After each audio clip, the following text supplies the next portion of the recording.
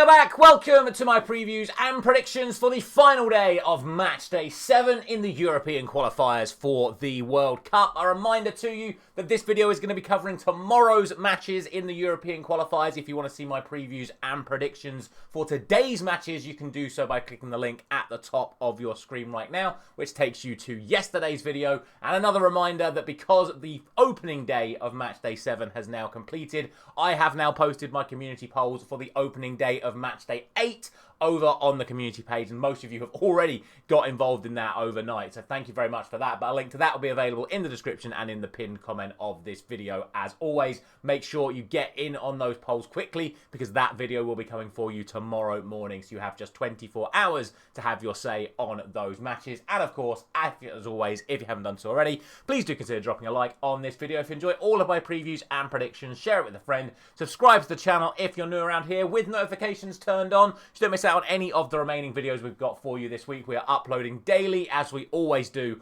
over the course of the international break to cover every single game taking place from Europe over the course of these 6 days. And without any further ado, let's look ahead to the matches taking place tomorrow then on match day 7. We've got the only groups left, which are E, F, I and K. So without any further ado, let's get straight into it with Group E and our opening game. I say opening game, these are actually the two late kickoffs taking place tomorrow, but we'll do it alphabetical order like we do every single day. So the opening game of the video is going to be between Bulgaria and Turkey. On paper, this entire day should be much easier than what we had yesterday and the matches taking place today. These 8 matches, realistically, should all be relatively easy to call, and the first of those is Bulgaria taking on Turkey. Coming into this, Bulgaria have lost their opening 2 matches in this group, losing 3-0 at home to Spain and then 3-0 again away to Georgia. For Turkey, they got a rather impressive 3-2 away win in Georgia, but to be fair, they then backed it up with a rather staggering 6-0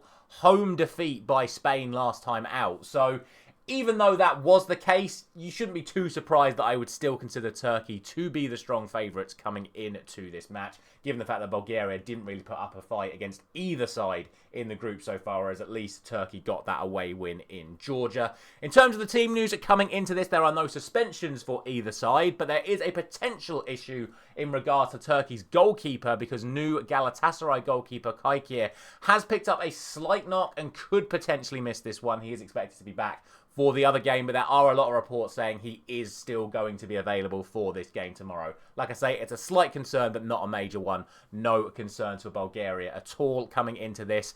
Incredibly, these two sides have never actually met in a competitive capacity. They have played a fair few friendlies against each other, but even then, that stretches back to 10 years ago, so you can't really read too much into that one either. Ultimately, this should be a strong Turkey win. On paper, they are a much, much stronger side than the Bulgarian opponents. They've lost both of their opening games 3-0, so to me, that seems like a pretty good scoreline to go for this one as well. So I'm opening the video with a 3-0 victory to Turkey.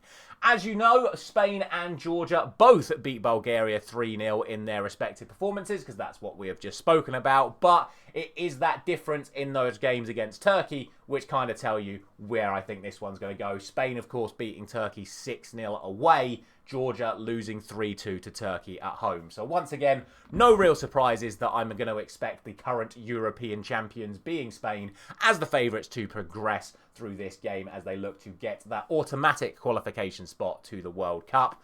That being said, Spain do have a fair few injury concerns coming into this international break as a whole, not just this game. Yamal is out, Nico Williams is out, and then Rodri and Huijsen, who were both initially called up, have now both been pulled out of the squad as well. So that's a lot of regular first-team players for Spain that aren't going to feature in this game or the game next week. So who knows, that might slightly open the door for Georgia coming into this one. That being said, though, there is rumours that Kvaratskhelia could be a major doubt for them. Obviously, their superstar player from PSG. But again, kind of like Kaikir in the first game, it looks like he should make it for this game. He'll definitely feature in the second one if he doesn't make it for this one. But they also have a suspension as well, with Lokoshvili being suspended after getting booked in the opening 2 matches.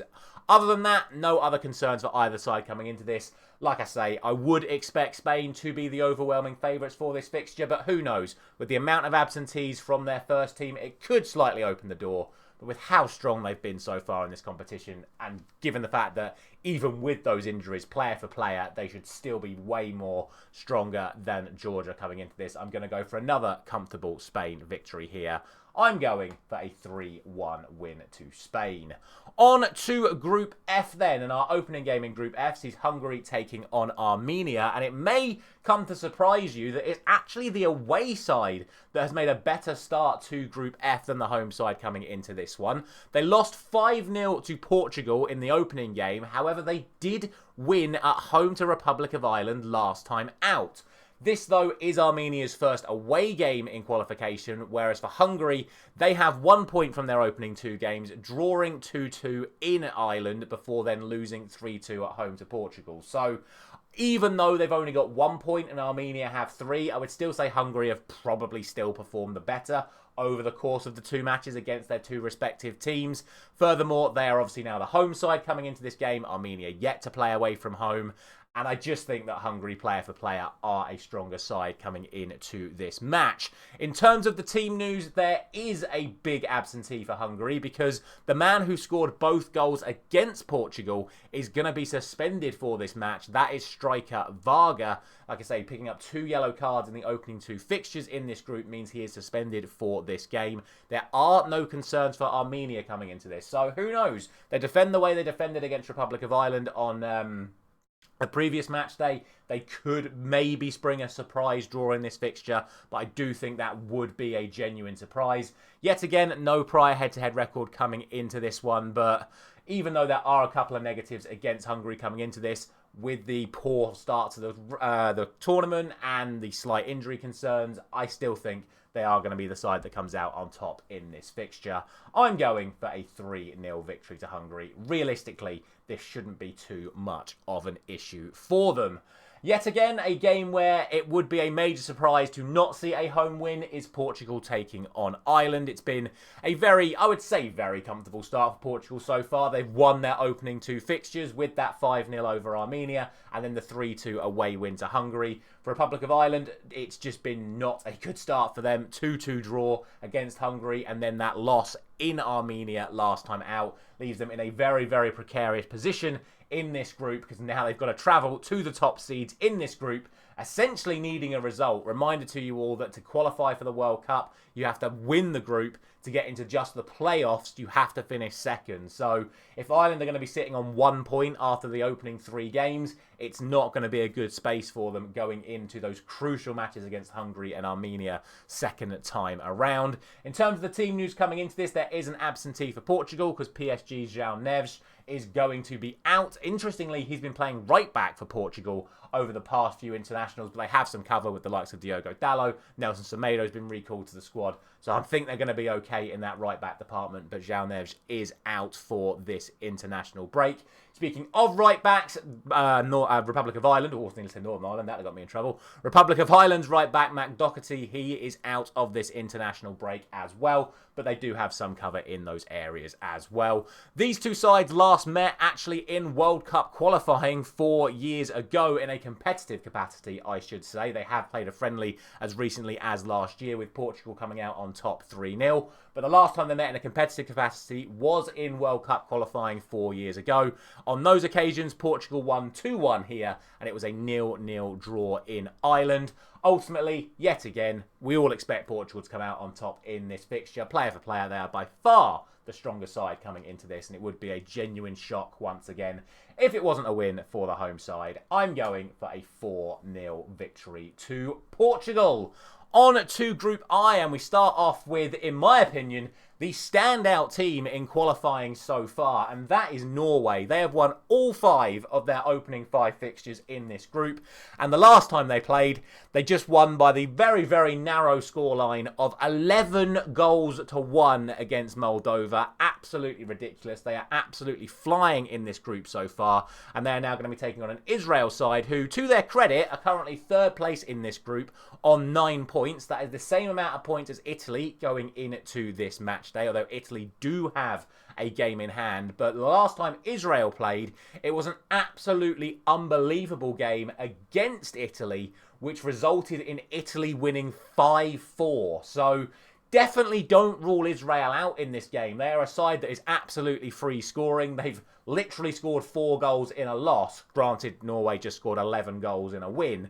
So what I would say is absolutely categorically expect there to be goals in this match. When these two sides met in the reverse fixture, there were a lot of goals again. It was a 4-2 victory to Norway on that occasion. In terms of the team news, unfortunately for Norway, Martin Ødegaard has picked up yet another injury, which sees him miss this international break and could potentially see him miss the other international break in a month's time with a suspected knee injury. We'll see how severe that is after this international break, but obviously Erling Haaland is still fit and raring to go, looking to back up the amount of goals he has scored already so far this season. No fresh concerns for Israel coming into this one.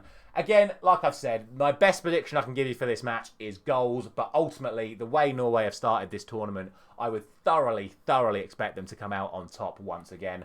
I'm going for a 4-1 victory to Norway. Honestly, it wouldn't surprise me if this was another like 5-3, 6-4, something like that. This game could go absolutely crazy, but I would be surprised if Norway didn't end it as the winning side.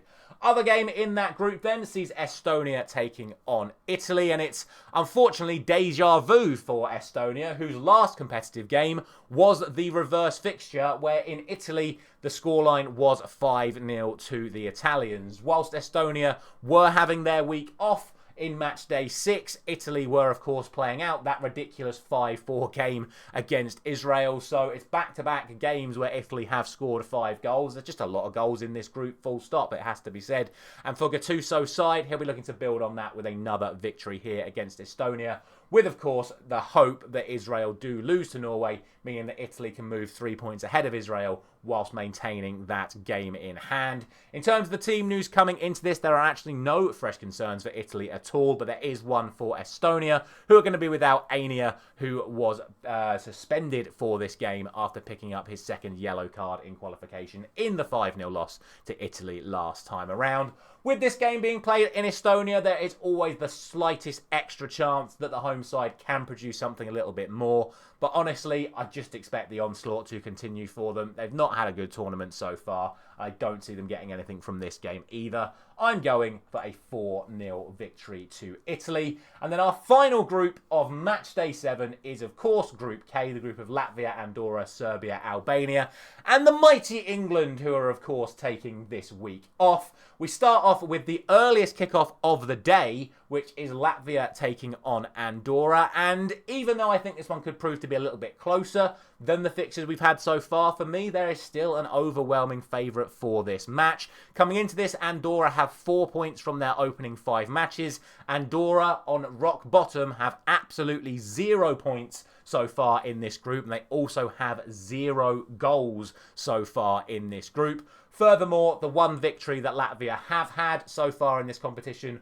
was the reverse fixture away to Andorra, where they won 1-0. So again, realistically, there is a clear favourite for this match.